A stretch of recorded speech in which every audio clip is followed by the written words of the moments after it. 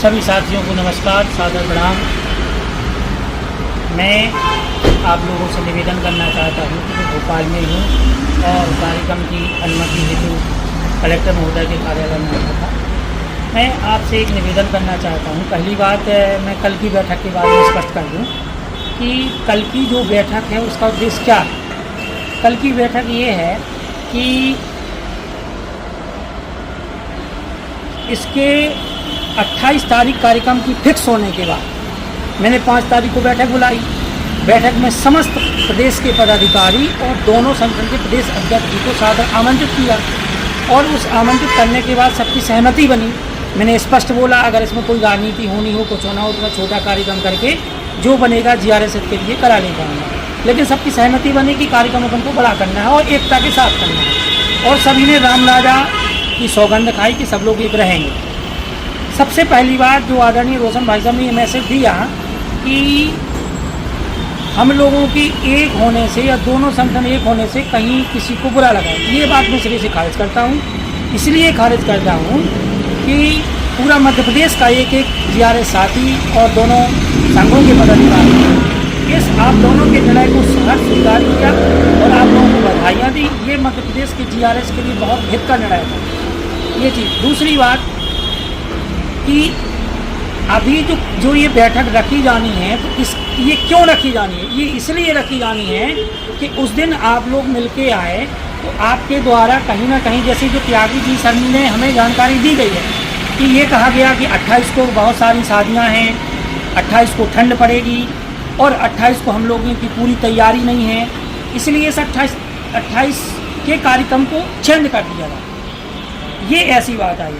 तो इससे कहीं ना कहीं माननीय मंत्री जी के दिमाग में ये मैसेज गया है कि इन लोगों में एकता नहीं है।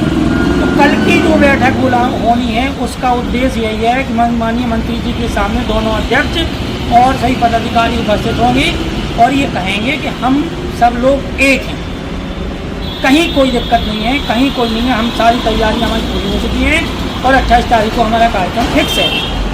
अब हम लोगों ने राम राजा की सौगंध खाई, हम लोग एक हुए। मेरा उद्देश्य मैं आप लोग स्पष्ट कर दूं, मेरा उद्देश्य ना तो कभी आगे आने का है ना, क्योंकि यदि 1 साल सरकार बने हुए हो गए, अगर आप ये कार्यक्रम पहले ले लेते तो हमें आना ही नहीं पड़ता। और आज भी मैंने उस दिन बैठक में कहा था कि अगर आप लोग दोनों लोग सहमत हो तो आगे करके कार्यक्रम कर लो, मुझे कोई लेना देना नहीं है, मैं सहयोगी बन के रहूँगा। ना मैं मीटिंग के दिन मंच पे गया था आमजीरस था, न कार्यक्रम के दिन मैं मंच पे रहूँगा, मैं आमजीरस के तौर पे रहूँगा। लेकिन अब होड़ ये मची है कि तेरा मेरा उसका। तो जब एक हो चुके हैं तो ये माननीय मंत्री जी के पास ये संदेश देने की क्या आवश्यकता है कि 28 का कार्यक्रम को शादियाँ होंगी, 28 के कार्यक्रम को ठंड अधिक होगी, 28 के कार्यक्रम हमारी तैयारियाँ नहीं हैं। ये अलग अलग तरीके से मैसेज क्यों भेजे जा रहे हैं? और माननीय त्यागी सर ने ये हमसे कहा है, विक्रम भाई साहब ने भी, PA साहब ने ये कहा है कि जब तुम लोगों की 5 तारीख की बैठक हो चुकी थी, जब तुम लोगों की एकता हो गई थी, तो ये लोग मिलने क्यों आए? और मिलने आए तो अलग अलग क्यों आए? सब लोग साथ क्यों नहीं आए? तो इस तरह की भ्रांति कहीं ना कहीं फैल रही है। मैं सबसे निवेदन करना चाहता हूँ, हाथ जोड़ के, आपको जो भी भ्रम हो, जो भ्रांतियाँ हो, कहीं ऐसा कुछ नहीं है। बस GRS हित के लिए कार्यक्रम सफल हो जाए और GRS का भला हो जाए, उसके बाद कहीं से लेके कहीं तक कोई इसका इशू नहीं है। जो हम लोग ठगे गए हैं, जो हम लोगों को कई प्रकार की घोषणा होने के बाद आदेश नहीं हुए हैं, इस प्रकार से हम लोग चलेंगे। सारे जो कार्यक्रम में घोषणा हो वो आदेश हो जाएं। और इसके लिए मैंने माननीय मंत्री जी से एक निवेदन और किया कि माननीय जी, आप त्यागी सर जी के, आप खुद के साथ मंडल राहत महोदय और ACS महोदय के साथ हम लोगों की संयुक्त बैठक करा दीजिए।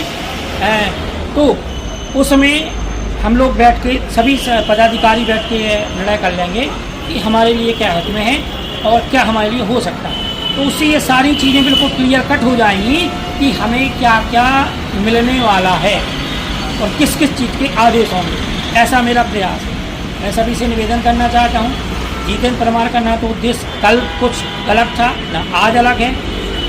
आप लोग जैसा चाहें वैसा कार्यक्रम कर लो, लेकिन आपसे इतना निवेदन है कि कार्यक्रम में व्यवधान मत लाएं, किसी प्रकार का मंत्री जी के पास इस प्रकार के संदेश ना भेजें।